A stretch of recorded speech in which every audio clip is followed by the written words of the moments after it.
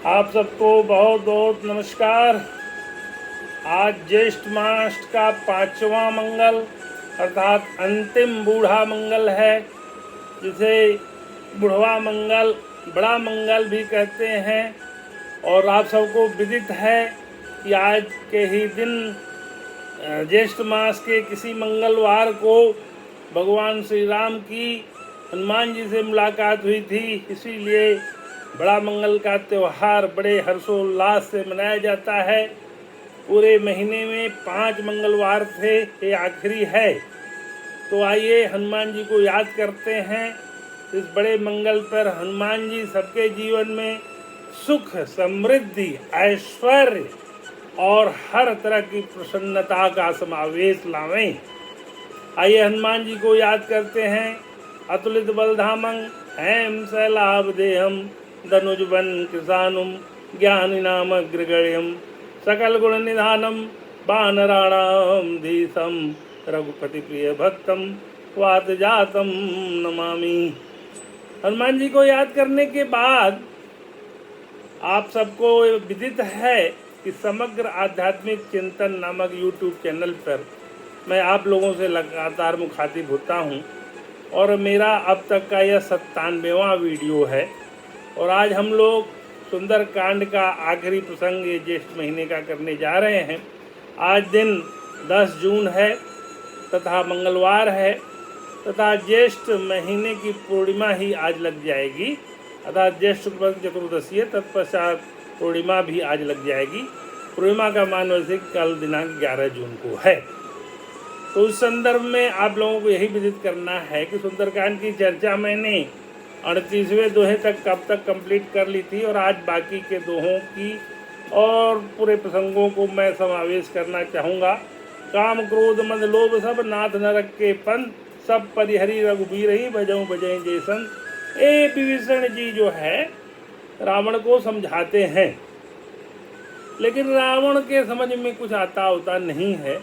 इसी प्रसंग में उन्होंने कहा भी, गोद्विज धेनु देव हितकारी कृपा सिंधु मानुष स्तनधारी। ये भगवान श्री राम के बारे में कहते हैं कि वो गो मीन्स पृथ्वी, यहाँ गो मतलब पृथ्वी है, द्विज मतलब ब्राह्मण, धेनु मतलब गाय, देव मतलब देवता के हितकारी हैं, वो कृपा सिंधु हैं और मनुष्य का तन धारण करके जगत के कल्याण के लिए आए हुए। आगे 39वां दोहा है, मुन पुलस्त निज शिष्य सन कहीं पठाई यह बात, तुरंत सोमय प्रभु सन कहीं पाए स्वतात। यहाँ यह विचारणी है, यहाँ बात करना बता देना समझीन है कि रावण पुलस्त ऋषि का पौत्र था। पुलस्त ऋषि के पुत्र विश्रवा थे, विश्रवा का पुत्र जो है रावण था। तो इसका अर्थ हुआ मुनि पुलस्त ने अपने शिष्य के साथ यह बात कहला भेजी है, हे तात सुंदर अवसर पाकर मैंने तुरंत ही वह बात प्रभु आपसे कह दी। उनको मुनि पुलस्त ने यह रहस्य बताया था कि भगवान श्री राम विष्णु के अवतार हैं और रावण को बता देना। तो ये बात विभीषण जो कि उनका छोटा भाई था, सगा छोटा भाई था, उसने रावण को बताई। अब रावण के दरबार में एक और मंत्री थे, माल्यवंत। माल्यवंत जो है रावण के नाना थे, यानी रावण के सगे नाना सुमाली के बड़े भाई थे माल्यवंत, जो कि उसके दरबार में मंत्री थे। एक मंत्री विभीषण थे, यानी रावण के कैबिनेट में काफ़ी अच्छे अच्छे लोग थे, उसमें एक मंत्री माल्यवंत थे, एक मंत्री विभीषण थे। विभीषण भी महामंत्री का पद उनके पास था, जैसे कि कैबिनेट में कई मिनिस्टर होते हैं, उसी तरह से एक दर्जा विभीषण का था। तो माल्यवंत नामक सचिव उसको राय देते हैं, माल्यवंत अति सचिव सयाना तासु वचन सुन अति सुखमाना, तात अनुतव नीति विभूषण सो धरो जो कहत विभीषण। माल्यवंत कहते हैं कि जो विभीषण जी कह रहे हैं उसको मान लीजिए। तो माल्यवंत नाना भी कह रहे हैं, विभीषण भी कह रहे हैं। तो उसके बाद रावण गुस्सा आ जाता है, क्रोधित हो जाता है और कहता है कि इन सबों को यहाँ से बाहर करो, ये मेरे शत्रु, ये दोनों मूर्ख मेरे शत्रु की बड़ाई कर रहे हैं। उसके बाद माल्यवंत उठकर चले जाते हैं। तब फिर विभीषण जी रावण को समझाने का प्रयास करते हैं, कहते हैं सुमति कुमति सबके उर रहीं, तात पुराण निगम कहीं, जहाँ सुमति तहाँ संपत्ति नाना, जहाँ कुमति तह विपत्ति निदाना।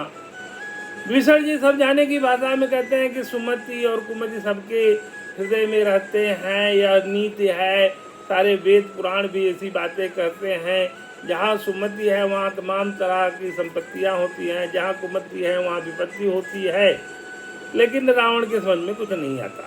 अंत में बड़े दीनहीन होकर के विभीषण कहते हैं, तात चरण गई पांगऊ राखो मोर दुलार, सीता देव राम को ऐत न हो तुम्हार। उनका चरण पकड़ के विनीत होके, विनम्र हो करके, अत्यंत दीनहीन होके चरण पकड़ के कहते हैं, मैं आपसे भीख मांगता हूँ कि आप मेरा दुलार रखिए, छोटे भाई का प्यार का सम्मान रखिए और बालक के आग्रह को सिर्फ स्वीकार कीजिए। श्री राम जी को सीता जी दे दीजिए जिसमें आपका हित न हो। कहते आपका हित इसी में है कि सीता जी को लौटा दीजिए। लेकिन रावण क्रोधित हो जाता है, बोलता है, मम पुर बस तपसिन पर प्रीति, सट मिल जाए जनऊ कौन नीति। वो कहा, मेरे यहाँ रह करके मेरे शत्रुओं से तुम मिले हुए उनका बड़ाई करते हो। अस कही चिन्ह चरण प्रहारा, अनुज गहे पद बारही बारा। ऐसा करके उसने विभीषण जी को लात से मारा, उनको दुत्कारते हुए और लात मारी। परंतु छोटे भाई विभीषण ने मारने में बार बार उनके चरण ही पकड़े रहे। एक संत की विनम्रता का, मर्यादा का पूरा ध्यान विभीषण जी ने रखा। यहाँ यह बता देना समीचीन है कि रावण राजसी था, कुंभकर्ण तामसी था, विभीषण जी सतोगुणी थे, सात्विक थे। इसी तरह प्रसंग में आया है, इसलिए कह देना है कि पांडवों में भी जो 5 भाई थे उसमें जो 3 असली श्रेष्ठता को प्राप्त थे, उसमें भीम तामसी थे, अर्जुन रामसी थे, युधिष्ठिर सात्विक गुण वाले थे। आगे शिव जी कहते हैं, उमा संत कही है बड़ाई, मंद कर जो करई भलाई, तुम पित सरिस भले मोहि मारा, राम भजे हित नाथ तुम्हारा। कहते हैं शिव जी पार्वती से कि संत की यही गुण है, यही बड़ाई है कि जो उसकी बुराई करता है उसका भी वो संत भलाई ही करता है। विभीषण कहता है कि आप मेरे पिता के समान हैं, आपने मेरे को जो मारा अच्छा किया, परंतु हे नाथ आपका भला भगवान श्री राम को भजने में ही है।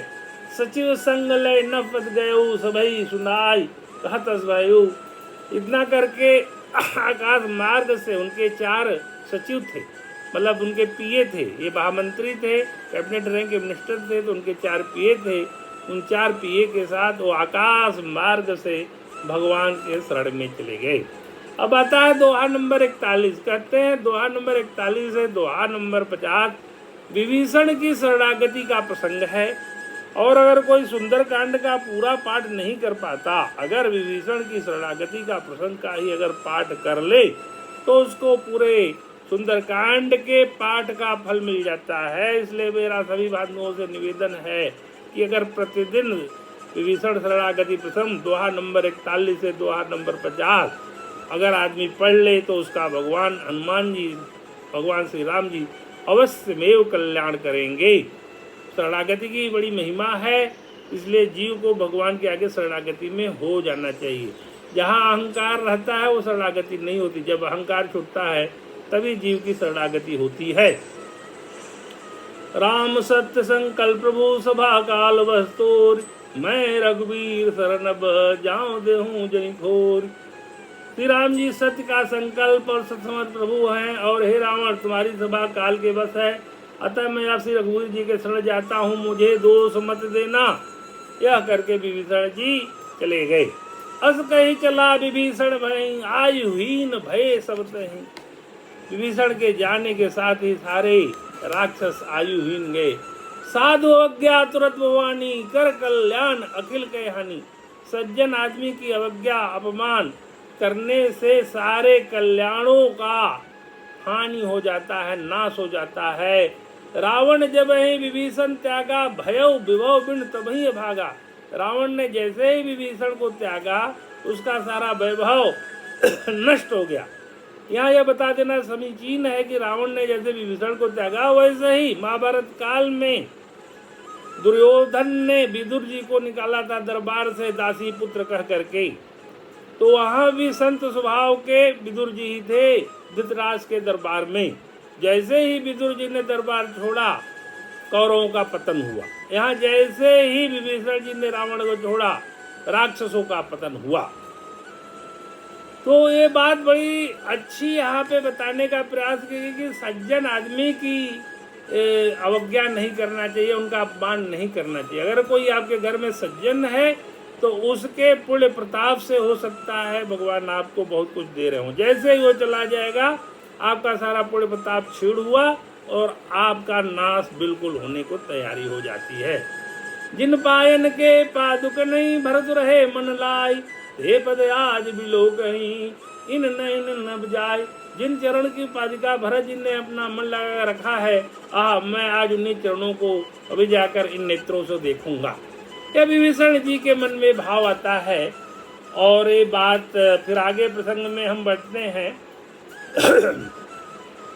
तो जब वो मिलने आते हैं तो यहाँ पे भगवान राम के दरबार में सुग्रीव जी शंका करते हैं।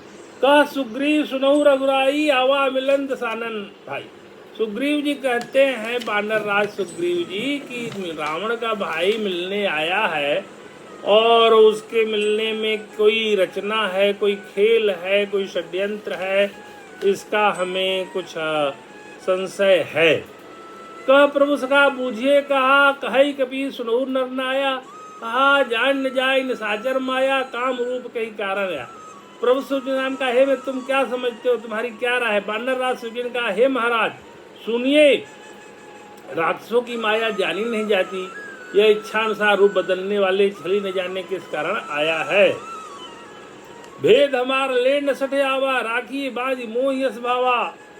सखा नीत तुम नीक विचारी, मम पद शरणागत भयहारी। जान पड़ता है मूर्ख हमारा भेद लेने आया है, इसलिए मुझे तो यही अच्छा जान पड़ता है कि इसे बांध रखा जा। श्री राम ने कहा हे मित्र, तुमने नीति जो अच्छी विचारी, पर मेरा पड़ता है कि शरणागत के प्राण के भय को हर लेना चाहिए। भगवान उसकी शरणागति के भाव को समझ गए थे। शरणागत कहु जे तजहि, निज अनहित अनुमान। हे नर पावर पापमय, जिन्हें बिलोकत हानि।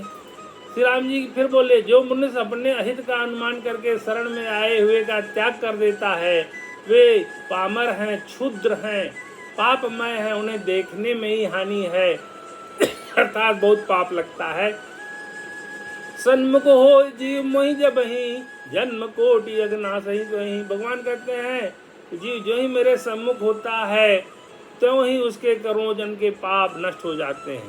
गीता में हम लोग संचित कर्म, प्रारब्ध कर्म, निर्माण कर्म की चर्चा किए थे। कहते हैं भगवान की जीव अगर मेरे समक्ष आ गया तो उसके कई जन्मों के जो संचित कर्म है, पाप कर्म है, सब नष्ट हो जाते हैं। इसलिए कई बार कई बंधुओं ने कहा कि संचित कर्म विकर्म कर्म बन करके जो संचित कर्म के रूप में संग्रहित है, उसका नाश कैसे किया जाए। तो भगवान ने सुंदरकांड में बता दिया है कि मेरा साक्षात ओंकार होने से ही तमाम विकर्म जो संचित कर्म के रूप में पड़े हुए हैं, उनका नाश हो जाता है। इसलिए भगवान के शरण में जा करके भगवान का साक्षात्कार करने का भाव रख करके दिन रात राम राम नाम का जप करने से संचित प्रारब्ध कर्म, संचित विकर्म कर्म का नाश हो सकता है। यह सुंदरकांड में यह रहस्य की बात भगवान ने इस चौपाई में कही है। आगे कहते हैं, जो पे दुष्ट हृदय सोई होई, मोरे सन्मुख आओ की सोई। निर्मल मंजन सो मोहि पावा, मोहि कपट छल छिन्न भावा। भगवान कहते हैं अगर ये दुष्ट हृदय का होता तो क्या मेरे सम्मुख आता। और फिर रामायण की, रामचरितमानस की वो सबसे बड़ी सिग्नेचर चौपाई, निर्मल मंजन सो मोहि पावा, मोहि कपट छल छिन्न भावा। ये मैं रहस्य की बात करता हूँ कि भगवान ने अपने बारे में कहा है कि मुझे निर्मल मन का व्यक्ति प्राप्त कर सकता है। कपटी, छल, छिद्र और तमाम तरह के बुराइयों से युक्त आदमी, युक्त व्यक्ति मेरे को नहीं पा सकता है। ये सुंदरकांड का बहुत बड़ा रहस्य है कि जब तक मन में निर्मलता नहीं आएगी, आप भगवान को नहीं पा सकते हैं। उभय भादित ही आनऊ हंस कहीं कृपा निकेत, जय कृपाल कही कभी चले अंगद हनु समेत। भगवान कहते हैं दोनों परिस्थितियों में, अगर वो भेद लेने आया है जासूस बनकर तो शरणागति में आया है तो दोनों प्रकार के रूप में उसको ले आइए। और ऐसा कह करके सारे बानर, अंगद, हनुमान सब चले उनको लाने के लिए। सादर तई आगे करी बानर चले जहाँ रघुपति करना कर। फिर विभीषण जी को सादर रूप में आगे करके पीछे सारे बानर हो करके भगवान के सामने प्रस्तुत होने को चले। यहाँ भी एक बड़ी नीति है कि शरणागति में आए हुए आदमी को आदर पूर्वक लाया जाए और पीछे पीछे आपकी सेना आए और जो सरेंडर करने आया है उसको बिल्कुल सम्मान के साथ लाया जाए।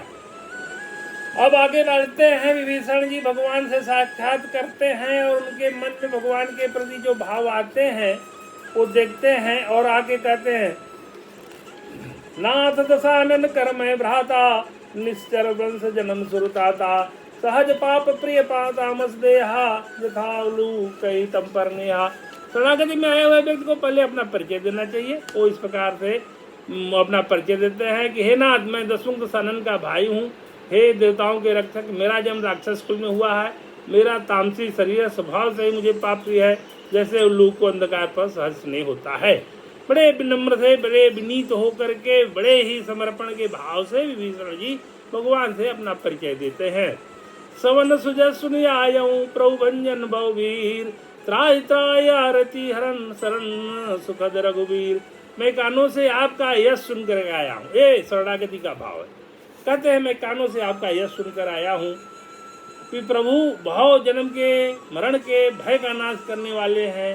हे दुखियों के दुख दूर करने वाले, हे शरणागत को सुख देने वाले श्री रघुवीर, मेरी रक्षा कीजिए, मेरी रक्षा कीजिए। त्राहि माम, त्राहि माम, भगवान के सामने जाके त्राहि माम का पाठ करिए, समर्पण के भाव के साथ त्राहि माम कहिए। ये उन्होंने विभीषण ने कहा।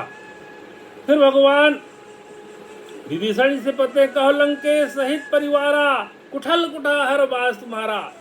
पहले ही मीटिंग में भगवान ने विभीषण को लंकेश करके संबोधित किया, यानी शरण में आए हुए के भी मान सम्मान की रक्षा। वो वहां से दुत्कार के भगाए गए हैं, उन विभीषण को भगवान ने लंकेश कह के संबोधित किया। यह नीति है, यह शिक्षा है, यह रामचरितमानस की बड़ी शिक्षा है कि हमें सीखना चाहिए रामचरितमानस से कि कभी किसी का किस तरह से हमें सम्मान करना चाहिए। कि शरणागति में आए हुए को भगवान ने लंकेश कह के कहा और यह कहा, हे लंकेश परिवार सहित अपना कुशल कहो, तुम्हारा निवास बड़ी बुरी जगह पे है।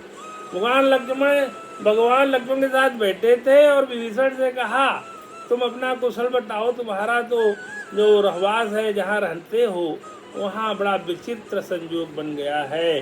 खल मंडली बस दिन राति सखा धर्म निभे कई भांति, मैं जानो तुम्हारी सब रीति अतिनय निपुण न भाव नीति। दिन रात दुष्टों की मंडली में बसते हो, हे सखा तुम्हारे धन किसका निपटा है। मैं तुम्हारी सब रीति आचार व्यवहार जानता हूँ, तुम अत्यंत नीति निपुण हो, तुम्हें अनीति नहीं सुहाती। एक तरह से उन्होंने बड़ी प्रशंसा करी। बरुवल वास निरक करता था दुष्ट संग जन दे विधाता, अब पद दे कुशल रघुराया जो तुम कीन जान जंडाया। विभीषण जी कहता हे रघुनाथ जी, अब आपके चरणों का दर्शन कर कुशलता से हूँ, जो आपने अपना सेवक जानकर मुझ पर दया की है। आगे दोहा है, जब लगी कुशल न जीव कहूँ सपने हूँ मन विश्राम, जब लगी भजत राम कहूँ शोक धाम तजी काम। जब तक जीव कुशल नहीं है और न सपने उसके मन को शांति है, जब तक शोक के घर काम विषय हमारा छोड़कर श्री राम जी को नहीं बचता। यहाँ नाम जप की अत्यंत महिमा बताई गई है और कलयुग केवल नाम धारा सुमरी सुमरी नर उतर ही पारा। तो कहते हैं कि तीनों कालों के अलग अलग मूल्य हैं, अलग अलग भाव हैं। सतयुग में ध्यान से, त्रेता में यज्ञ से, द्वापर में पूजा से और कलयुग में नाम जप से, राम नाम के जप से भी वही कल्याण हो सकता है जो सतयुग में ध्यान से होता है, त्रेता में यज्ञ से होता है, द्वापर में पूजा से होता है, लेकिन कलयुग में केवल नाम जप से। तो यह चौपाई इस बात को बड़े ही सुंदर ढंग से विस्तार से समझा के कहती है कि दोहा नंबर 46 कि भगवान के नाम का जाप जो करेंगे उनका कल्याण बहुत ही अच्छे ढंग से हो सकता है। फिर आगे विभीषण जी कहते हैं, मैं निश्चर अति अधम स्वभाव शुभ आचरणु किन्न नहीं काऊ, जास रूप मुनि ध्यान न आवा, कहीं प्रभु हरक हृदय मोहि भावा। मैं अत्यंत नीच स्वभाव का राक्षस हूँ, मैंने कभी शुभ आचरण नहीं किया, जिसका रूप मुनियों के भी ध्यान में नहीं आता, उस प्रभु ने स्वयं हृदय का मुझे लगाया। अपनी दीनता को यहाँ प्रकट करते हैं। दोहा नंबर 47। ओ भाग्य मम अमित अति राम कृपा सुख पुंज, देखऊं नयन बिरंज शिव सेव जुगल पदगंज। हे कृपा और सुख के पुंज श्री राम जी, मेरा अत्यंत असीम सौभाग्य है जो मैंने ब्रह्मा और शिव के द्वारा सेवित युगल चरण कमलों को अपने नेत्र से देखा।